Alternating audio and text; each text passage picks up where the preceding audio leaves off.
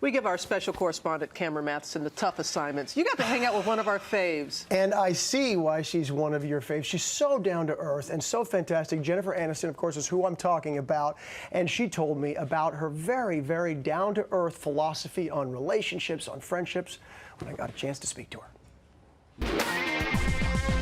Hey, how are you? It's good to see you. Well, first of all, I have to say I really enjoyed the film, and I really enjoyed Eloise. And, Thank you. And I felt like it was a very different character for you. So tell me a little bit about Eloise.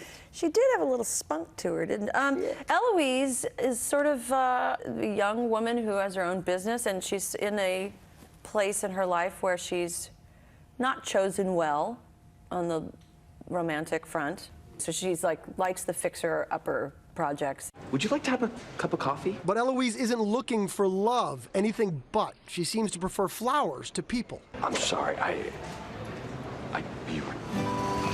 Hey, Ricky.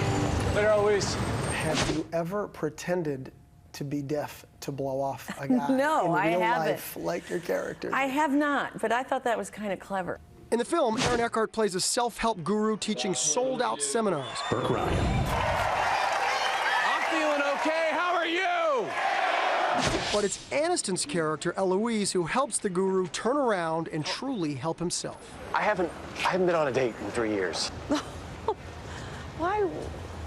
Why wouldn't you just say so? I read that a personal theme of yours is love, and staying in the room when things get tough, I think, is how you worded it. And for me, when I was watching the movie, it seemed like that was largely what the movie was about. Well, that's always, I think, the big challenge for people. Love brings up everything unlike itself. You know, it's the challenges, it's your fears, it's your self-doubts, the other person's doubts. And I think that's the purpose of being in relationship, is to sort of get through those, and you just continue to grow and co-create, and it's not easy. Some of it's fun. It's like, ugh, we're squirming our way out of here because not everybody wants to deal with all that. You've also said that you think it's important, or sometimes we need to break through these brick walls that come up in our life in order to get through to the other side and to get to the next level, I think, is how I love how like you quote me, so I'm some life guru. I got to tell you, when I read this stuff, I actually was like, wow, you know, and I was wondering if that's a role that you play in your real life with your friends, people that are close to you, to try and help them get through tough times. I am the go-to girl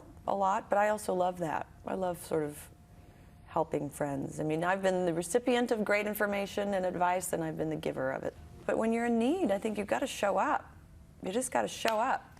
Whether it's to celebrate, or whether it's to console, or whatever, I think it's about consistency and loyalty and honesty. How do you break through the brick walls that come up? I think you have to know that you have a brick wall to break through. Start with just knowing it.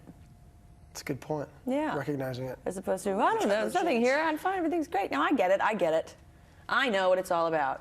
What would 40-year-old Jen, what advice I only say that because it's out there, I know. I know it is, trust me. Okay, that you, Jen, today, give 20-year-old Jen? Enjoy your life. I think we have such angst in our 20s and in our 30s even. Yeah. And if I felt as good at 30 as I do at 40, I would have probably enjoyed myself a hell of a lot more. And where do you see yourself in 20 years? I don't ever look past tomorrow. Although, no, I know next Tuesday I have a premiere. So I'm looking that far. I think when you're that busy, you have to just sort of focus one day at a time. But, you know, I asked her about her summer. What was her summer? How did she define her summer? And she just said work. She's been very busy, but very grateful and so down to earth. She is incredibly down to earth. It was a great experience for me to see that. Such a big movie star, so real, and so friendly. As are you, Cameron. Thank you.